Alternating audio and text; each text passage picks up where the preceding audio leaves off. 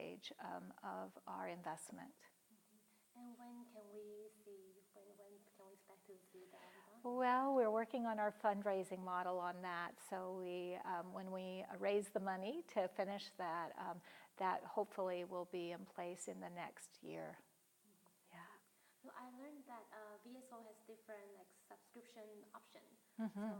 So are you guys planning to change any of the model, like how the subscribers option?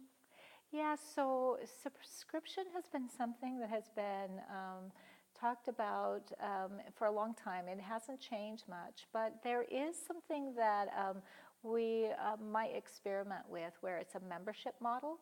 So people pay a membership fee, and for that membership fee, they can choose a certain amount of concerts on their own to be able to access. And it may allow us to combine not only concerts, but activities at the School of Music. So we are one of the only orchestras that have created a School of Music. And it is truly unique, and it allows us to do things that no other orchestra can do, such as combining learning with listening. So I think that might be the model where you have a subscription where it brings you more than concerts. So you may be able to learn and listen at the same time. And it's also something new? Yes, there's to our knowledge, there's not an orchestra that has really adopted that model. So what I hope for this orchestra is that we become a really good experimenter.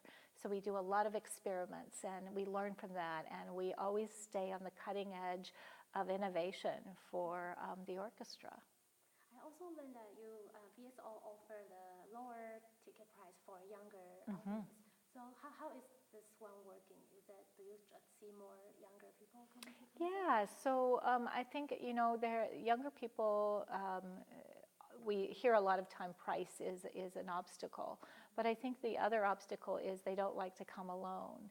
And so many times they'll become a part of our All Access Pass, and they'll come in groups. So they come with their own social group. And I think that is what's working. It's not only price, but it's the ability to come with your friends. Yeah. I see. So I realized that whenever VSO doing outdoor concerts, it's always packed. It's always so busy. Can we expect to see more of this kind of outdoor concert in the next season? I think so. It's always unpredictable because, as we know, Vancouver's weather, it never stays the same. But in the summer, as you alluded to, is that the concert that we did on Sunset Beach exceeded everybody's expectations. So we are eager to do that again. We also perform outdoors at Deer Lake. And we are looking to see if there's an opportunity to expand that. And we'll wish for sunny skies and no rain. I see. So now I noticed that in many of the concerts in the daytime, we see more elder audience than younger one. So compared to the past, do you think the audience base has changed? I have heard that, and I did, when I was in the States, I did some research, and I looked back into what was the average age of audiences going to the orchestra, and they are the same as what they are now. So I do think that classical music becomes something that people grow into as they age. I think the other thing that is really interesting, we just turned 100. So we looked back in our archives, and I was reading some of the minutes of the board of directors, and the board of directors was saying, we are really concerned whether there's a future of the orchestra based on the age of our audience. And they were talking about how do we get the younger audience to appreciate what we do. And it's the same conversation that we have today. So I have come to the conclusion that there are two things. We always have to be inviting the young audience in and changing what we offer so that we're appealing to them. But also classical music is something that people mature into. And so it's okay to love the classical music when you turn 50 and start to experiment. It's pretty normal. And the other reason why I think some of our audiences are older is that going to a concert is something that you don't do when you're in your child rearing or your career building phase of life. You have other priorities, and that's changing for us. As we have family-friendly concerts, now people can bring their kids to concerts with their kids, and they don't have to give up classical music. So I think that if we keep relevant to how people are looking to spend time with their families, we'll continue to build our audience. Do you think that people's perception about coming to a concert has changed? Because when I talked to my mom, I asked her to come to the concert with me, she was still very stereotype, like, oh, then I need to find a dress, I need to be very formal. Yeah, and so to... when people come to a concert, and I go to a lot of the concerts of the Vancouver Symphony, I always know when we have new people in the audience, and I can tell in two ways. One is a new audience always dresses up. They dress it up like they think it's going to be really fancy, where the majority of the audience just come as they are. They come right after work. They come as they're dressed. So you don't have to have the perfect dress to go to the symphony. Although we do have special events that for people who like to dress up, they can. And the second way I know is when people clap, maybe we call in-between movements. So there's several movements to a symphony. And some very traditionalists that get all worried that people are clapping because that's not what's supposed to do. And I get very happy because that is the sign that we have new people in the audience. And I would, if they're having a good time, so they clap. So it's okay to clap. So do you think people are starting to, be more relaxed about coming down to? I think so. It takes, my experience has been, it always takes, if somebody brings you to the symphony, it's so enjoyable because you have someone and you don't have to worry about, maybe I don't know enough. You don't need to know anything. You can just come. So I always say, bring a friend. You'll fit right in. There are people from all walks of life, old, young, in between, and dressed all different ways. So people are there to hear the music. And in the future, after the 100 years, can we expect to see more different kind of programming, or are we going to cut down some of the less popular programs? No, I don't think. I think what you'll see is that we are going to continue to expand our offerings. So, and we will tie it to what's important to the conversation. So, for example, 2020 is going to be the 250th birthday of Beethoven. So you can expect that we're going to do a huge exploration of Beethoven for that year. And we'll do it in a different way. We won't just play the music, but we'll talk about what was happening when the music was written. Why is it still popular? Why is Beethoven's Fifth the music that everybody knows exactly how it starts?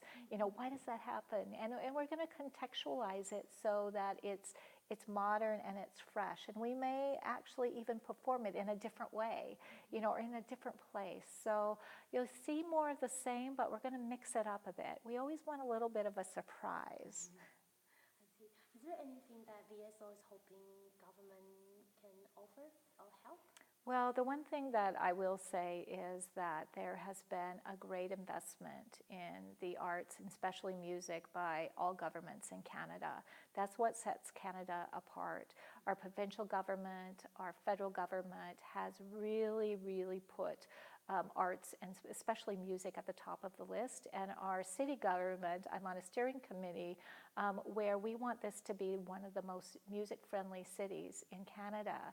And it's been really exciting to work on that. So my encouragement is that this government has a lot of things right, that they see music and the arts as a defining element of our culture, and it's very exciting.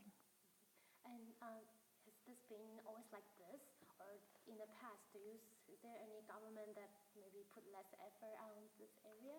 Well, this is a change. So I know that 5 years ago there was not as a robust investment in arts and culture, and everybody had to pull back. Now we all are encouraged to be more relevant and broader and accessible. And it's doing music and art not just for music and art's sake, but doing it so that every individual has a way in. And I think that's very exciting. And will you say music and orchestra is now more accessible than before?